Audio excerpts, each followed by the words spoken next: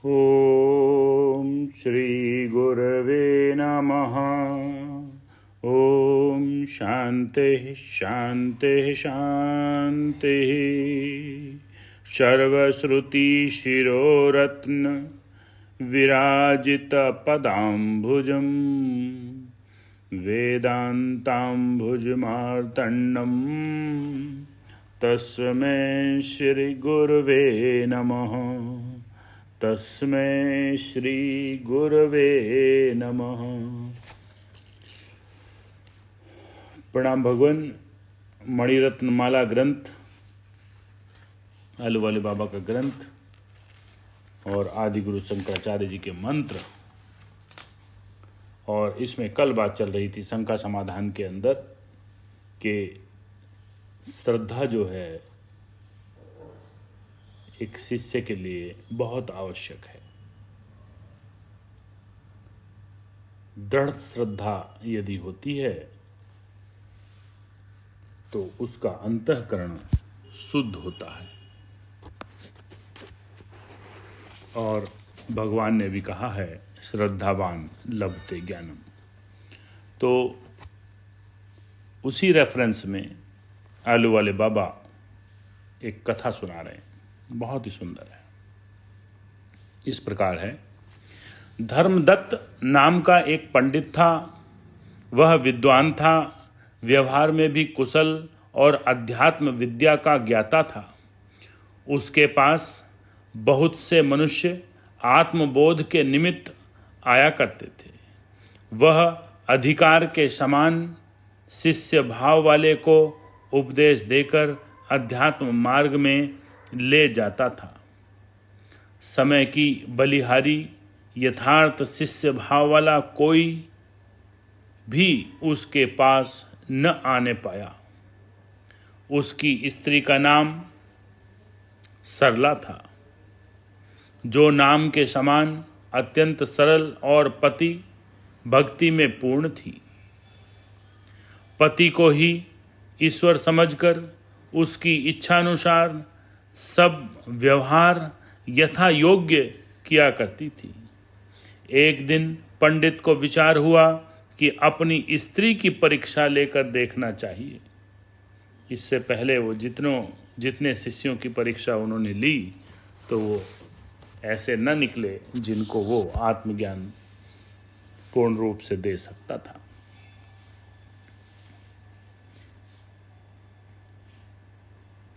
तो एक दिन पंडित जी को विचार हुआ कि अपनी स्त्री की परीक्षा लेकर देखना चाहिए।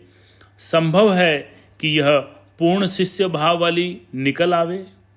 एक दिन सरला देवी दोपहर के 12 बजे के समय घर के नित्य कार्य से निश्चिंत होकर एक कपड़ा सीने को बैठी थी।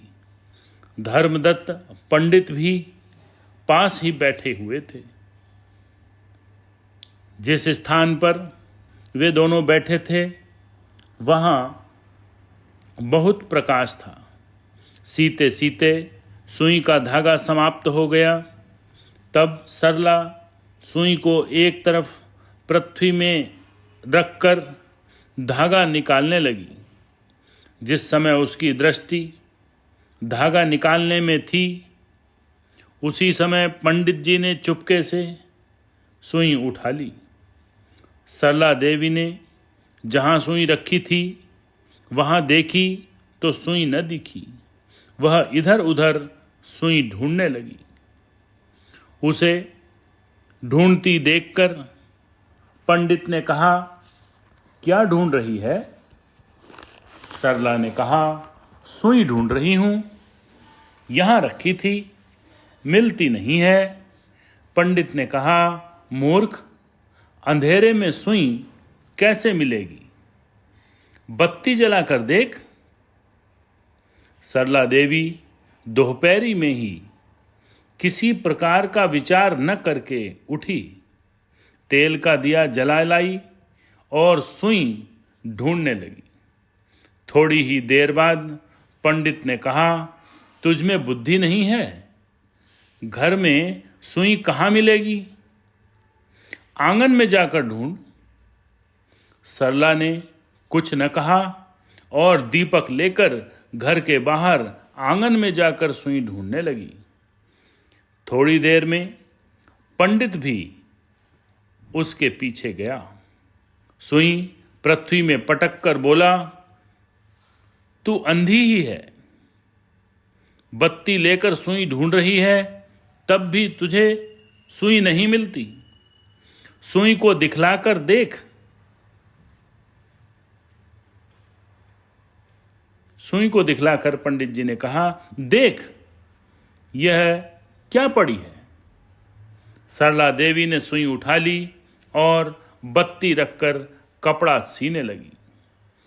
उसने पति से यह भी नहीं पूछा कि मैंने सुई इस स्थान पर रखी थी, यहाँ कैसे आ गई। जब पति ने अंधेरा बताया तो उसने न कहा कि अंधेरा कहाँ है, उजाला है। पति की आज्ञानुसार बिना विचार किए दीपक जलाकर देखने लगी। जब पति ने कहा बाहर ढूंढ, तब भी उसने यह न कहा कि मैं यहाँ बैठकर सीती थी, मैंने यहाँ ही सुई रखी थी, बाहर आंगन में कैसे मिलेगी। बाहर ढूंढने से जब मिल गई तब भी यह न कहा कि सुई बाहर किस प्रकार आ गई। इस बात को 2 दिन हो गए, परंतु उसके पति से कुछ भी उसने न पूछा। पंडित समझ गया कि आज्ञांकित शिष्य भाव की यह सचमुच एक नमूना है। अर्थात पंडित जी ने अपनी पत्नी को एक श्रद्धावान शिष्य पाया। इसको गुरु भगवान ने अंधी श्रद्धा के नाम से बताया कि आत्मज्ञान के लिए गुरु और शास्त्र पर अंधी श्रद्धा आवश्यक है। अब आगे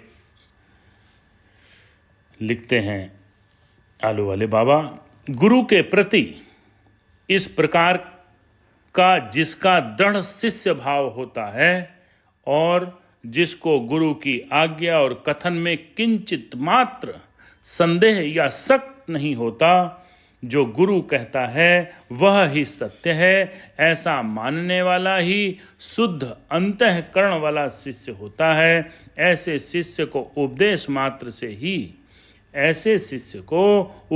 मात्र से ही आत्मबोध हो जाता है और वही सबसे उत्तम अधिकारी है।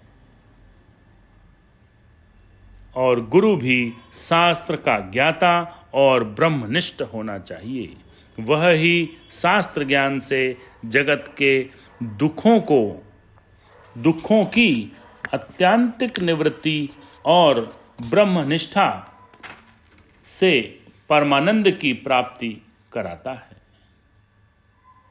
गुरु अहेतुक करुणा करने वाला होता है। उसकी करुणा सब में सामान्य होती है। जो जैसा अधिकारी होता है इतना ही वह उसकी करुणा का अधिकारी होता है। गुरु की करुणा समान ही होती है, विषमता अधिकार की है। गुरु से भी गुरु की विशेषता है, ईश्वर से भी गुरु की विशेषता है, क्योंकि ईश्वर तो मात्र सुनने में आता है और गुरु प्रत्यक्ष विद्यमान होता है। ईश्वर स्वयं आकर कुछ उपदेश नहीं देता। जब किसी को उपदेश देना होता है तब गुरु के सहारे ही दिलवाता है। गुरु उपदेश देने वाला है, इसलिए गुरु की ईश्वर से अधिक विशेषता है। वस्तुतः दोनों अभेद वस्तु हैं, दोनों वही है। ओम शांति शांति शांति।